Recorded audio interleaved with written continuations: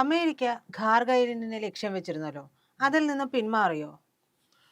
അതിൽ നിന്ന് അമേരിക്ക പിന്മാറിയിട്ടില്ല എന്ന് മാത്രമല്ല, അവരുടെ അടുത്ത ലക്ഷ്യം ഖാർഗ് ഐലൻഡിലേക്ക് തങ്ങളുടെ മറൈൻസിനെയും മറൈൻസ്, അവരുടെ സായുധ സൈന്യത്തെ അവർ വിളിക്കുന്ന മറൈൻസിനെയും ഉം. അതുപോലെ എലീറ്റ് കമാൻഡോ ഫോഴ്സസിനെയും ആയിരക്കണക്കിന് പേരെ ഡിപ്ലോയ് ഉം. ചെയ്യാനായിട്ട്, വിന്യസിക്കാനായിട്ടുള്ള തയ്യാറെടുപ്പിലാണ് അമേരിക്ക.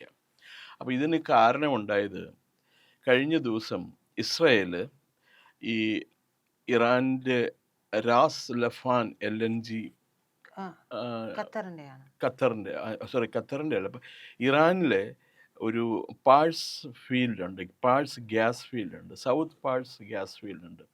ലോകത്തിലെ ഏറ്റവും വലിയ പ്രകൃതിവാതക ഇതാണ്, സ്റ്റോറേജ് ആണത്. അത് അവിടെ അറ്റാക്ക് ചെയ്തു. അപ്പോൾ അവിടുത്തെ പ്രവർത്തനം നിലച്ചു. അതിന് പകരമായിട്ട് ഇറാൻ ഖത്തറിലുള്ള റാസ് ലഫാൻ LNG പാടശേഖരം അത് അറ്റാക്ക് ചെയ്തു. രണ്ടും ഏതാണ്ട് പ്രൊഡക്ഷൻ കംപ്ലീറ്റ് നിന്ന മട്ടാണ്. ഇത് ആഗോള തലത്തിൽ ഒരു എനർജി പ്രതിസന്ധി ഉണ്ടാവും എന്നുള്ളത് ഉറപ്പായി. ഇപ്പം ഇന്ത്യയുടെ കാര്യത്തിൽ തന്നെ നമ്മുടെ ലിക്വിഫൈഡ് പെട്രോളിയം ഗ്യാസ് ഇല്ലേ, പാചകവാതക ഗ്യാസ്, അതിൻ്റെ 90%, അതുപോലെ വ്യവസായ ആവശ്യങ്ങൾക്കൊക്കെ വേണ്ടിയിട്ടുള്ള LNGയുടെ 47% പശ്ചിമേഷ്യയിൽ നിന്നാണ് ഇറക്കുമതി ചെയ്യുന്നത്. അപ്പം നമ്മുടെ കാര്യം ഇങ്ങനെയാണെങ്കിൽ മറ്റു രാജ്യങ്ങളുടെ കാര്യം ആലോചിച്ചാൽ മതി. അപ്പോൾ ഈ ഗ്യാസ് ഫീൽഡിനെ ഇസ്രായേൽ അറ്റാക്ക് ചെയ്തതിൽ അമേരിക്ക അവർക്ക് ഒരു ചെറിയ താക്കീത് പോലെ നൽകി. പ്രസിഡന്റ് ട്രംപ് പറയുന്നത്, ഇസ്രായേൽ ഈ ആക്രമണം നടത്തിയത് അമേരിക്കയുടെ അറിവോടുകൂടിയല്ല. ഇതുവരെയുള്ള സൈനിക നീക്കങ്ങളൊക്കെ പരസ്പരം അറിഞ്ഞ് പരസ്പര ധാരണയോടുകൂടിയാണ് ചെയ്തത്.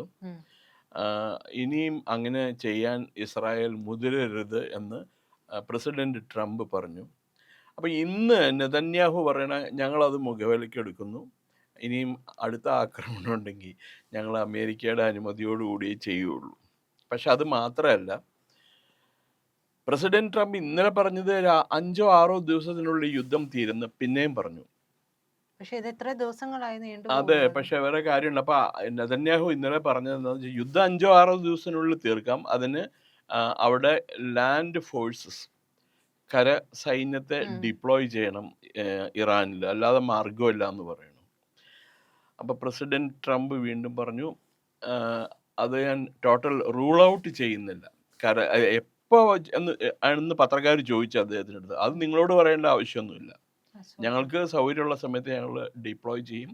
അത് മാത്രമല്ല, ഇത് ഇറാന്റെ സൈനിക നേതൃത്വവും എല്ലാം ഒരുമാതിരി തീർന്നു, കൊന്നുകളഞ്ഞു, കിട്ടിയവരെ മുഴുവൻ കൊന്നിട്ടുണ്ട് ഞങ്ങൾ. പക്ഷെ അവരിപ്പോഴും യുദ്ധം തുടർന്നുകൊണ്ടേയിരിക്കുകയല്ലേ? യുദ്ധം തുടരുന്നുണ്ട്. അതിപ്പോൾ പറഞ്ഞ പോലെ എന്താ, അവസാനം ഒരു വിളക്കിങ്ങനെ കത്തുമ്പോൾ ഒരു ആളിക്കത്തില്ലേ, ആ രീതിയിലുള്ളൊരു ആളിക്കത്തലാണ്. ഇറാൻ ഏതാണ്ട് തീർന്ന മട്ടാണ്. കാരണം അവർ കൂടുതൽ ഇറാനെ അറ്റാക്ക് ചെയ്യാത്തത് സിവിലിയൻ ജനതയ്ക്ക് ഒരു എന്താ ബുദ്ധിമുട്ടുണ്ടാവരുത്, അവർക്ക് കാഷ്വാലിറ്റീസ് ഒന്നും ഉണ്ടാവാൻ പാടില്ല എന്ന് അമേരിക്കയ്ക്കും ഇസ്രായേലിനും നിർബന്ധമുണ്ട്.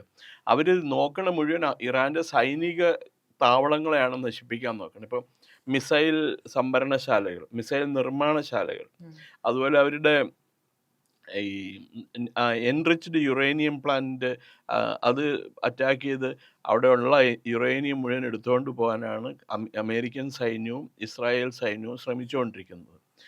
ഇപ്പം ഇതിൽ ഒരു പുതിയൊരു ഡെവലപ്മെൻറ്റ് വന്നിട്ടുണ്ട് പ്രജിത. അതായത് ഇതുവരെ NATO, north Atlantic treaty organisation രാജ്യങ്ങളും, പ്രത്യേകിച്ച് ബ്രിട്ടൻ, ജർമ്മനി, ഫ്രാൻസ്, ഇറ്റലി തുടങ്ങിയ രാജ്യങ്ങളൊക്കെ അമേരിക്കയ്ക്ക് യാതൊരു സപ്പോർട്ടും നൽകിയിരുന്നില്ല. ബ്രിട്ടീഷ് പ്രധാനമന്ത്രി ഈ പ്രസിഡന്റ് ട്രംപിൻ്റെ എന്താണ് നിർദ്ദേശങ്ങളെ, ആവശ്യങ്ങളൊക്കെ തള്ളുകയാണ് ചെയ്തത്.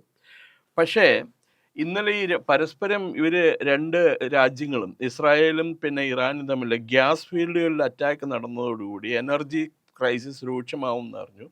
അതുമാത്രമല്ല, സ്ട്രെയിറ്റ് ഹോർമസ് വഴി വരുന്ന കപ്പലുകൾക്ക് നേരെ ഇറാൻ ആക്രമണം തുടങ്ങിയതിനെ തുടർന്ന് ഈ 5 രാജ്യങ്ങളും ഉം. അതിൽ ബ്രിട്ടനുണ്ട്, ഫ്രാൻസ് ഉണ്ട്, ജർമ്മനി, ഇറ്റലി, നെതർലൻഡ്സ്, ഉം. പുതിയതായിട്ട് ജപ്പാനും കാനഡയും ചേർന്ന് അതിൽ ശക്തിയായിട്ട് പ്രതിഷേധിച്ചിട്ടുണ്ട്.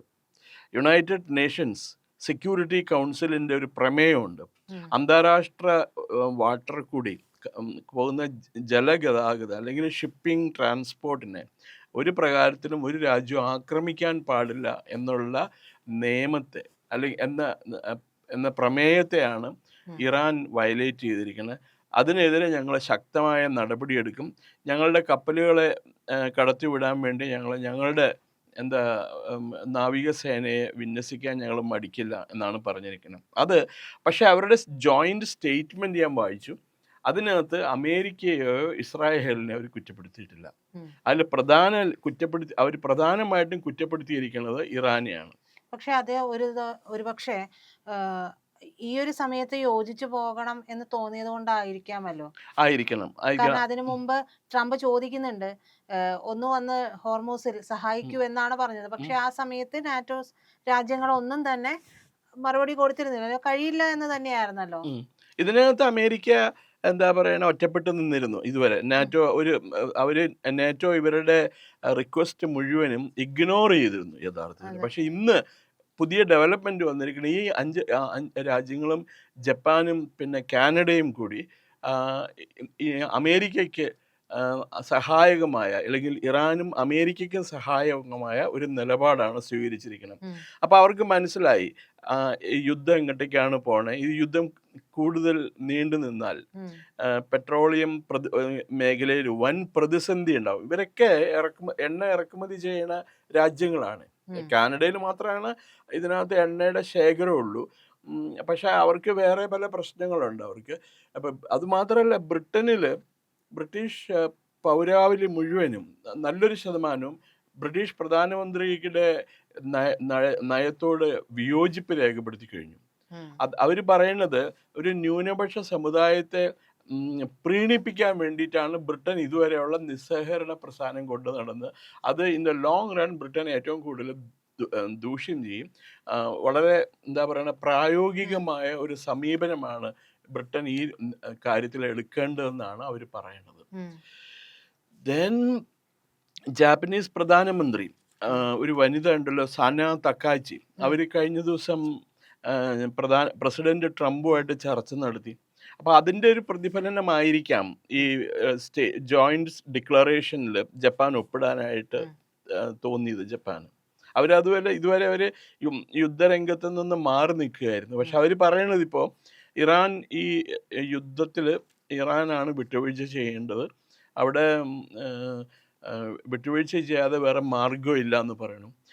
അമേരിക്കൻ ഡിഫൻസ് സെക്രട്ടറി തന്നെ ഇന്നലെ പറഞ്ഞിട്ടുണ്ട്, ഈ ഇസ്ലാമിക് റെജീം ഡിസ്മാൻഡിൽ ചെയ്യുക, തകർക്കുക എന്നുള്ളതാണ് ഞങ്ങളുടെ ലക്ഷ്യം. ഇത് ഇറാനിലെ ജനതയ്ക്കും ഇസ്രായേലിനും അമേരിക്കയ്ക്കും ലോക സമാധാനത്തിനൊരു ഭീഷണിയാണ് ഈ മുക്രി ആയത്തുള്ളവരുടെ ഭരണം മുഴുവനും.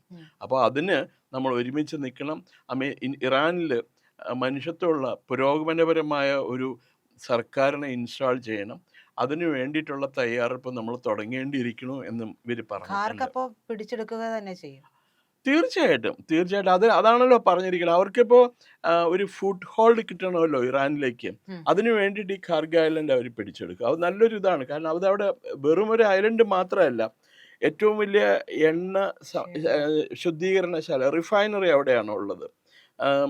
ഇറാൻ്റെ ഏറ്റവും കൂടുതൽ എണ്ണ കയറ്റുമതി ചെയ്യുന്ന ഒരു പോർട്ട് കൂടിയാണത്. അപ്പോൾ അത് കിട്ടിക്കഴിഞ്ഞാൽ they get enough leverage to bargain with Iran. അപ്പോൾ അങ്ങനെ ഒരു പുതിയ ഡെവലപ്മെൻ്റ് ഉണ്ടായിട്ടുണ്ട്. സംഗതി മുഴുവനും ഇറാൻ്റെ പിടിവിട്ട് പോണ മട്ടാണ് കണ്ടിട്ടും. അതുമാത്രമല്ല, ഇന്ന് രാവിലെ ഇറാനിയൻ റെവല്യൂഷണറി ഗാർഡിൻ്റെ കമാൻഡർ കോർ അതിൻ്റെ പബ്ലിക് മുഖ്യ വക്താവിന് വെടിവെച്ചു കൊന്നു. ഇങ്ങനെ ഓരോ അതിനിപ്പോ മുസ്തഫ ഖമീനി ചത്ത വിവരം ഇനി എപ്പോഴാണെന്തോ അവർ അനൗൺസ് ചെയ്യാൻ പോണേ. ഉം. ഈ ഇത്രയൊക്കെ ആയിട്ടും കൂടി അവർ ഇന്നേ വരെ ഈ മറ്റേ തന്ത ഖമീനി മരിച്ചില്ലേ, കൊന്നില്ലേ, അതിനുശേഷം ഈ മോൻ ഖമീനിനെ അടുത്ത മുക്രിയായിട്ട് തെരഞ്ഞെടുത്തെങ്കിലും ഇതുവരെ അവർ അയാളുടെ പടമൊന്നും കാണിച്ചിട്ടില്ല, അയാളുടെ സ്റ്റേറ്റ്മെന്റ് ഒന്നും വന്നിട്ടില്ല. ഇല്ല. ഈ മറ്റേ ഒരു ചങ്ങാതിനെ ലാർജാനി നൊന്തവറ്റ് പറഞ്ഞ അലി ലാരിജാനി. അയാളെ കൊന്നിട്ട് ഒരു പ്രിന്റഡ് സ്റ്റേറ്റ്മെന്റ് മാത്രമേ വന്നിട്ടുള്ളൂ. അതിൽ ഇയാളുടെ ഒപ്പൊന്നുമില്ല, മുസ്തഫയുടെ ഒപ്പൊന്നുമില്ല. അപ്പം മിക്കവാറും മൂപ്പര് ബോധമില്ലാണ്ട് കിടപ്പായിരിക്കാം, അതല്ലെങ്കിൽ ആള് മയ്യത്തായിട്ടുണ്ടാവും.